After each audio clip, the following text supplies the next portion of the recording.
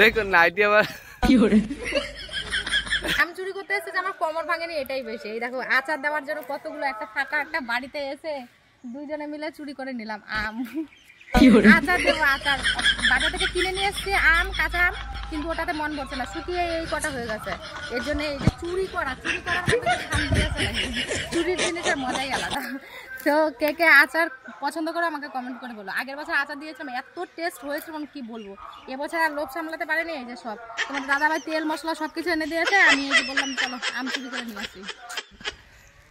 আম নেবে, আম কাঁচা মিঠা আম, ওরে বাবা রে বাবা।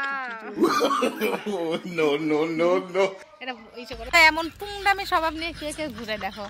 একটা বাড়িতে এসছি মানে ফাঁকা বাড়ি, এই বাড়িটা আগে দাঁড়াও, এই বাড়িটা আগে অনেক মানে এখানে ঘর বাড়ি ছিল, মানে অনেক রাজা জমিদারদের যেরকম বাড়িঘর থাকে না, জায়গাটা দেখলে বুঝতে পারবে বাড়িঘর ছিল আর কি। এখন একটা কুয়োর পর আছে, তো এই বাড়িতে কেউ থাকে না। তো এই এক চুরকে নিয়ে এই দেখো একটা ঘর শুধু, আজকে চুর বানায় দেবো। তো এই একটা চুর আর আমি একটা চুর, দুই চোর এসে মিলে মানে কি করতে জানো, আম চুরি করতে। আমের আচার দেবো,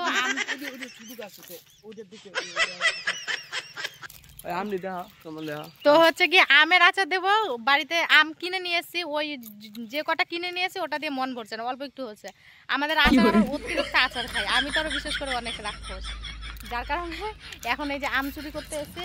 আম গাছটা দেখো, আমরা না একটা কোটা এনেছি না কিছু। কালকে যে ইসেতে তুফানগঞ্জে গেছিলাম, ওখানে কিন্তু সেই নিচে নিচে আম গাছটি আছিল রাস্তার পাশে, যে দেখলে কত উঁচু গাছটা। ও বলছে গাছে চড়বে, তো ওদিকে আবার একটা আম গাছ আছে, দেখি গিয়ে।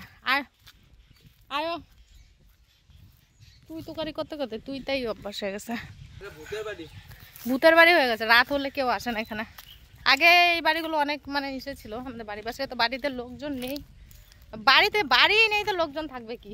ভূতের বাড়ি, ভূতের বাড়ি রামরা। এখানে এই যে বাড়ির মালিক মালকিনদের এখানে দাহ করেছে। ও এই ছোট গাছটার মধ্যে উঠতে পারবা, দেখো। আর বললা চাকটাক, এটা আবার ছোট গাছ আছে, বললা চাকটাক না থাকলেই হয়। হ্যাঁ না না আমি কাছে দাম তা কি আমি উঠতে পারি নাকি?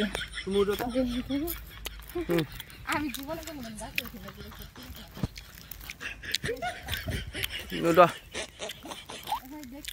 দেখো চোর গাছে উঠতেছে, দেখুন নাইটি আবার দেখুন।